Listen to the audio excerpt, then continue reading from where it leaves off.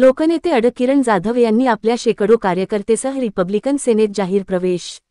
दादर येथील रिपब्लिकन सेना पक्षाचे मुख्य जनसंपर्क कार्यालयात रिपब्लिकन सेनेचे राष्ट्रीय अध्यक्ष सरसेनानी आनंदराज आंबेडकर साहेब यांच्या कणखर आणि खंबीर नेतृत्वावर विश्वास ठेवून उल्हासनगर शहराचे लोकनेते किरण सिद्धार्थ जाधव यांनी आपल्या शेकडो कार्यकर्तेसह रिपब्लिकन सेनेत जाहीर प्रवेश केला असून कल्याण पूर्वच्या वंचित बहुजन आघाडीच्या माजी अध्यक्षा मायाताई कांबळे यांनी सुद्धा आपल्या महिला आघाडीच्या कार्यकर्त्यासह रिपब्लिकन सेनेत प्रवेश केला असून रिपब्लिकन सेना ठाणे जिल्हा अध्यक्ष आबासाहेब चासकर यांच्या मार्गदर्शनाखाली सर्व कार्यकर्त्यांना राष्ट्रीय अध्यक्ष आनंदराज आंबेडकर साहेब यांच्या हस्ते किरण सिद्धार्थ जाधव यांची युवा ठाणे जिल्हा अध्यक्षपदी नियुक्ती पत्र देऊन त्यांचा सन्मान सत्कार करण्यात आला होता. तसेच मायाताई कांबळे यांना सुद्धा ठाणे जिल्हा प्रभारी पदावर नियुक्तीपत्र देऊन सर्व कार्यकर्ते यांचा सत्कार करण्यात आला होता. तसेच रिपब्लिकन सेनेचे राष्ट्रीय अध्यक्ष आनंदराज आंबेडकर साहेब यांनी उपस्थितीत कार्यकर्त्यांना येणाऱ्या महापालिका निवडणुकीच्या अनुषंगाने मोलाचे मार्गदर्शन करीत होते. तसेच या जाहीर प्रवेश प्रसंगी रिपब्लिकन सेनेचे महाराष्ट्र प्रदेश नेते प्रा. सुनील वाकेकर,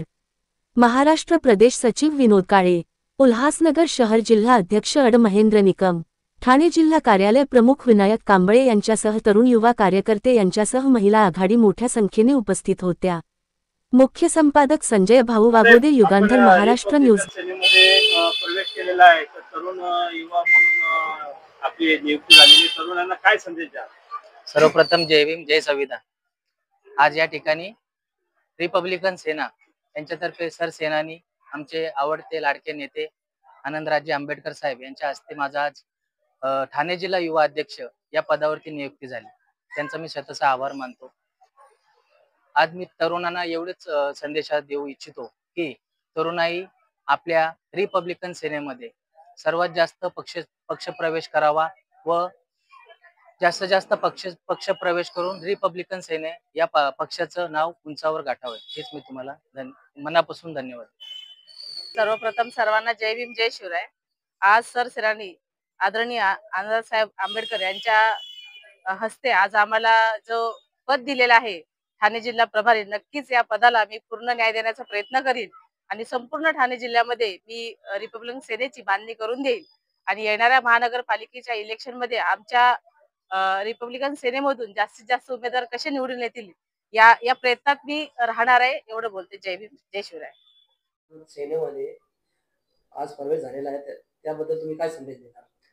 रिपब्लिकन सेनेमध्ये आजच नाही तर दर दिवशी प्रवेश प्रचंड मोठ्या संख्येने होत आहेत. हजारो कार्यकर्ते महाराष्ट्राच्या वेगळ्या विभागातून येत आहेत आणि ते प्रवेश घेत आहेत आणि त्यामुळं महाराष्ट्रभर एक रिपब्लिकन सेनेची लाट आल्यासारखं झालेलं आहे. आंबेडकरी समाजाचा कार्यकर्ता आज आपल्याला कुठेतरी सत्तेमध्ये जायला मिळणार अशा पद्धतीची त्याला खात्री पटलेली आहे आणि त्यामुळं तो अत्यंत आनंदित झालेला आहे आणि समाजामध्ये सुद्धा एक वेगळ्या प्रकारचा आनंद आहे की आपला समाज कधीतरी आज सत्तेमध्ये जाईल ही आशा आणि या आशेमुळं समाज सुद्धा ह्या कार्यकर्त्यांच्या मागे मोठ्या संख्येने इथे उपस्थित होत आहे. मला पूर्ण खात्री आहे की येणाऱ्या काळामध्ये आंबेडकरी चळवळ एकत्र म्हणायचे होते तर आज आंबेडकरी चळवळ या आमच्या या नवीन घेतलेल्या एकंदरीत धोरणामुळं आंबेडकरी चळवळ एकत्र येते, आंबेडकरी कार्यकर्ता एकत्र येतोय आणि याचा परिणाम आपल्याला येत्या इलेक्शन मध्ये आपल्याला नक्की दिसल्याशिवाय राहणार नाही. साहेब, आता सध्या आपण ह्याच कार्यक्रमात नियुक्तीच्या कार्यक्रमात शिवाजी तळमळ करून रडते तर दुसरा जो म्हणतो की आज ही आपल्या समाजातील कार्यकर्ते कुठेतरी वंचित सारखे भरकटलेले आहेत. तर अशा पदाधिकाऱ्यांना आणि आज आपण पाहतो की रिपब्लिकन सेनेच्या माध्यमातून रोज नवनवीन व्यक्ती होत्यात. महाराष्ट्रभर आपल्या सेनेचे संघटना पदाधिकारी काम करत आहेत उत्तमरित्याने. तर मग त्यांना काय संदेश देणार?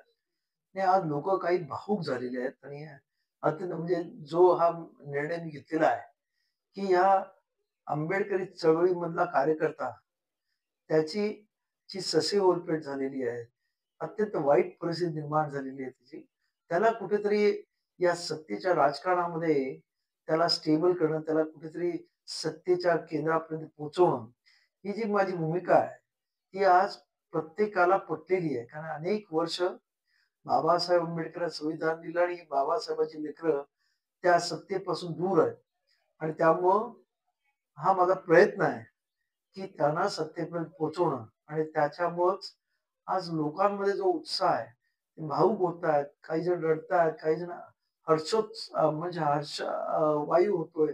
अशा पद्धतीने लोकांचे एकंदरीत मी पाहिलेलं आहे. आणि वेगवेगळ्या गटातटाची माणसं आज रिपब्लिक सिनेमध्ये एकत्र येत आहेत आणि आता काहीतरी घडेल.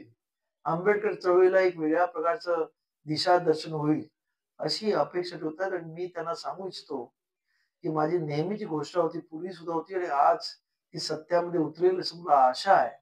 तुम्ही मला साथ द्या, मी तुम्हाला सत्ता देतो आणि ते आज या इलेक्शनमध्ये मला सत्यात आल्याला पाहायला मिळेल.